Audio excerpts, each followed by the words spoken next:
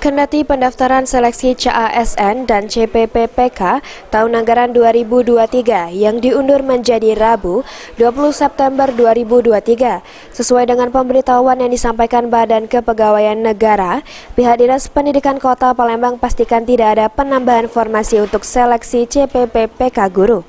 Ditemui pada Selasa 19 September 2023, Kepala Dinas Pendidikan Kota Palembang, Ansori, mengatakan meski CASN diundur pelaksanaannya, namun tidak ada penambahan formasi khususnya untuk seleksi PPPK guru.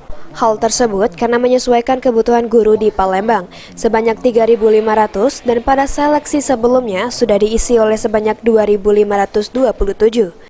Jelang CASN dan CPPPK tahun ini, penambahan formasi guru sendiri sudah pernah dilakukan. Dari sebelumnya hanya 900 formasi menjadi 1.300 formasi.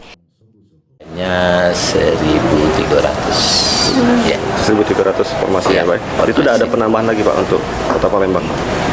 Sementara itu formasinya ada tadinya 900, sudah kita tambah 400.